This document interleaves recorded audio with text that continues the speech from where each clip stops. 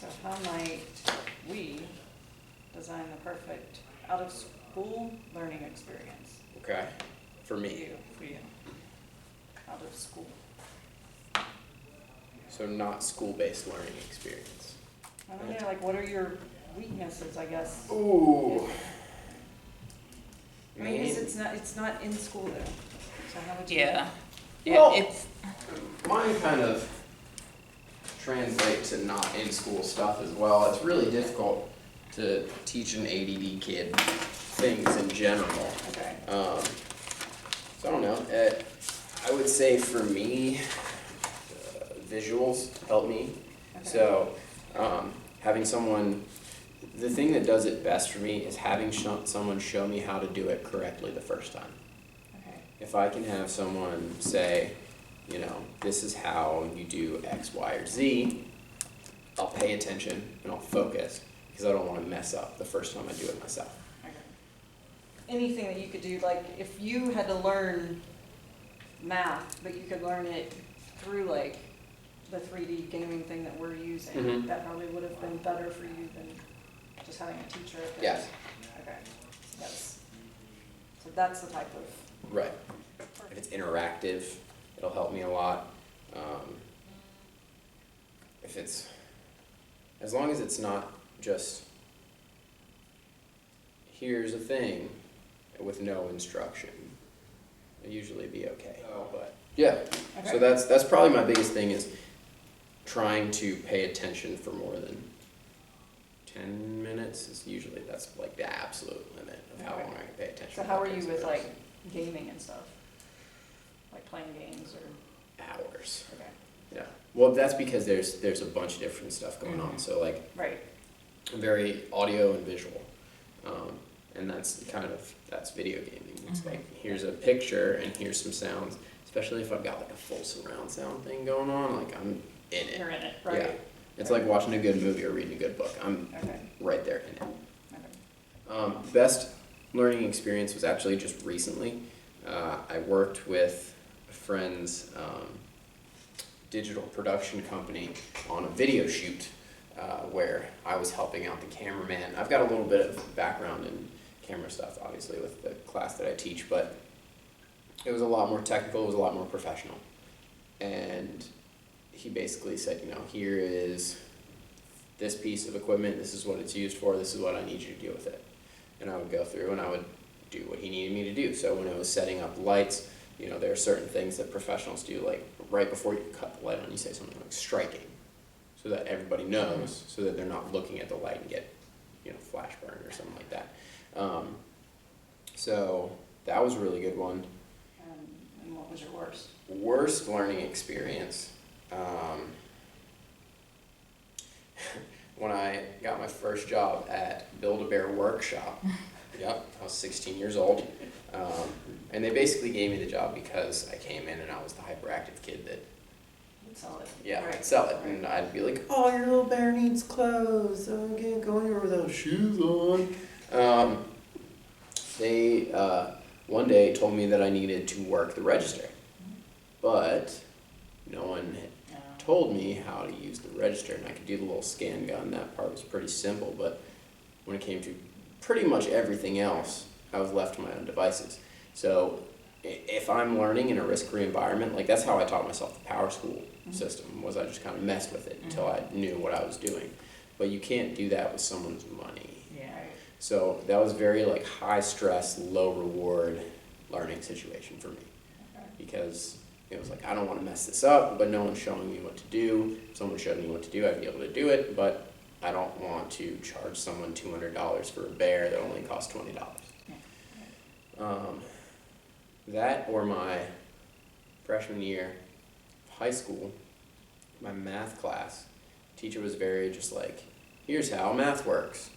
And I kind of get it, but if you don't give me the fundamentals or try to show me what to do instead of just saying, you know, 4 times 2 is 8. Like, yeah, we get that eventually, but you have to explain why 4 times 2 is 8. Not that that's what I was doing in 9th grade. Don't, again, not that bad at math. But they, he didn't provide for other learning styles. It was just like, here's the way it's done, get it. And it's just Move because. on. Yeah, Right. because that's how numbers work. Right. And that doesn't work for me. I need to know why. Okay. So those are probably the two worst experiences I've had with learning. Let's say my worst subject was chemistry. So Okay. let's say chemistry, because I definitely failed that in college, even though my dad is a chemist. He was not pleased. Alright, so chemistry.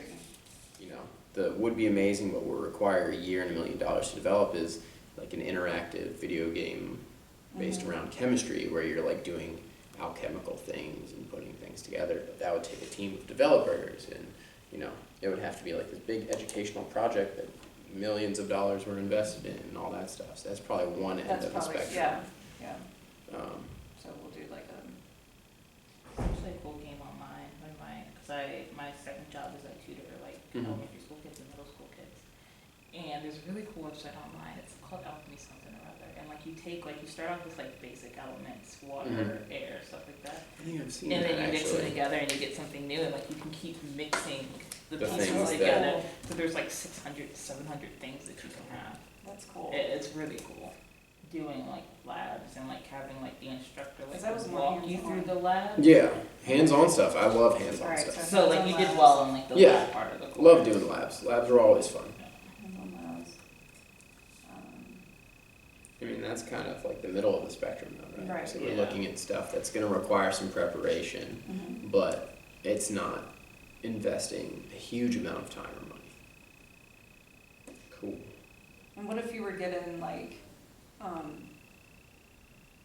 you know, one of the advanced chemistry students as like a partner to walk you through? Like a peer those? tutor? Yes. Mhm.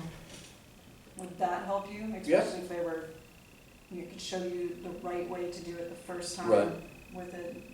You wouldn't get confused if I it were think- one-on-one. I think the benefit of that, compared to, and this is something that I noticed in high school when I was in a different math class, is that if you have a peer telling you how to do it, that person, especially if they're just in that class already and they're just someone that gets it, that person has figured out what works for them, Mhm. which may be something different from what works for the teacher, Right. and then explains it in that way.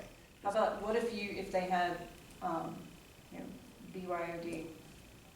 And you could, like what you're doing now? Yeah. Like pull up a website. or- Research something yeah, while to we're actually working on it. research. Definitely. Exactly, okay. And that, again, that's really low Yeah. resource, Mhm. and it's immediately implementable. Yeah, there's So- times where, because I taught my own son in 8th grade for math and science, Mm-hmm. and he would ask, and I didn't know if he was, because he's like, you know, all over the place with stuff too, and I don't know if he was asking me this stuff because he was my son, and Right. he, you know, and he's a goofball anyway, or if he was really, that was his brain, the way it was working. I mean, Right. crazy things like, you know, can you have a swimming pool in space? And I'd be like, really, Tristan, why are you doing this? But I really think that he really Right. wanted to know if that was physically, you know, Right. possible for a swimming pool To Mhm. exist to exist in outer in outer space. space. But if we had been allowed to have computers or Mhm. BYODs or Mhm. anything like that in the classroom, I would have told him, well, get on the computer and start And looking figure it it up. Mhm. Looking it up, and then you can come up and teach it to us. And You could do like a web quest, something either in the media center or in the classroom where, Huh, like, okay. you know, say for instance with chemistry we're working on balancing equations, and you know, one of the things is like do some research about, you know, what so and so says about balancing equations, and then go to this website where there's a game that teaches you how to balance Okay. the chemicals on one side and the chemicals on the other side.